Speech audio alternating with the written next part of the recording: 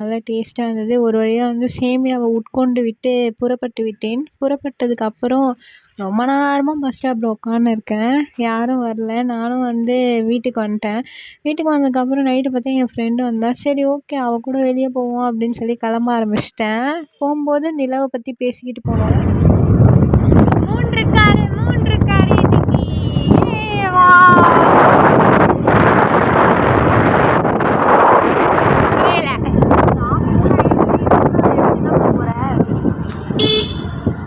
நாளே அழகுதான். ஆஃபோ ஃபுல்லோ அதெல்லாம் வந்து அவள் வா ஏடிஎம்க்கு போவோம் அப்படின்னு சொல்லியிருந்தா. சரி ஏடிஎம் தானே போயிட்டு போவோம் அப்படின்னு சொல்லிட்டு ஏடிஎம்க்கு போய் காசெல்லாம் போட்டுக்கிட்டு இருந்தோம். காசெல்லாம் ஒரு வழியாக வந்து அவள் அக்கௌண்ட் வந்து ஒர்க் ஆகலை அப்படின்னு சொல்லி என் அக்கௌண்ட்டுக்கு போட்டு மாற்றிக்கிட்டு இருந்தா.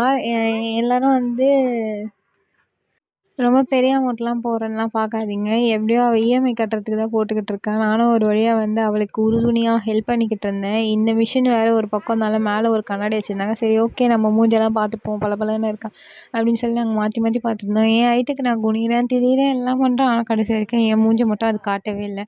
ஒரே ஒரு நோட்டு நான் எடுத்துக்க மாட்டேன்டா அப்படின்னு சொல்லி அமுச்சு விட்டேன். சரி போடா நீ எடுத்துக்கலன்னா எனக்கு என்னடா அப்படின்னு சொல்லிட்டு நாங்கள் எடுத்து நம்ம செலவுக்கு வச்சுப்போம் அப்படின்னு சொல்லி கையில் வச்சுக்கிட்டோம். சரி இது எப்படியோ உள்ளே அமுச்சிட்டோம். காசு உள்ளே போனதுக்கப்புறம் அடுத்து என்ன வண்டியில் சுத்தமாக பெட்ரோல் இல்லை. சரி ஓகே நம்ம போய் பெட்ரோலை போடுவோன்னு கிளம்ப ஆரம்பிச்சிட்டேன். கிளம்பி பெட்ரோல் பங்க்குக்கு போனால் அங்கே ஒரு அற்புதமான விஷயம் நடந்துச்சு. பெட்ரோல் பங்க்கில் வேலை செய்கிற அக்கா வேறு லெவலில் பேச்சு கொடுத்துட்டு இருந்தாங்க. இது மாதிரி வந்து உங்களுக்கும் ஏதாவது ஃப்ரெண்ட்ஸ் இருக்காங்கன்னா மறக்காமல் வந்து கமெண்ட்டில் சொல்லுங்கள். இந்த வீடியோ அவங்களுக்கு ஷேர் பண்ணி விடுங்க. அந்த அக்கா கிட்ட வந்து கொஞ்ச நேரம் ஃபன் பண்ணிக்கிட்டு இருந்தோம். கொஞ்ச நேரம் ஃபன் பண்ணிட்டு அந்த அக்கா வந்து இந்த பக்கம் இருக்கா அந்த பக்கம் இருக்கா அப்படி இப்படின்னு சொல்லி பேசிகிட்டு இருந்தோம்.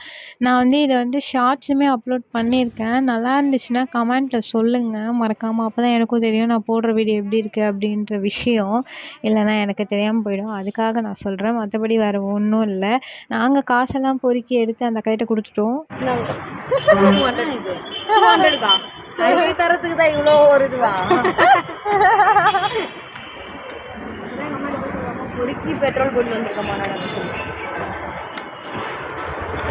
இது உங்கள் அம்மா நம்புவாங்கல்ல. ஃபோட்டோ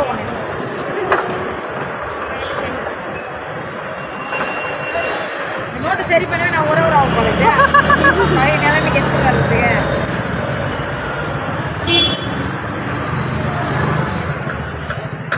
இதில் பெட்ரோல் வேறு நோட்டு சரி பண்ணுறதுக்கே சரியாக போயிடுச்சு 200 ரூபா. ஐயோ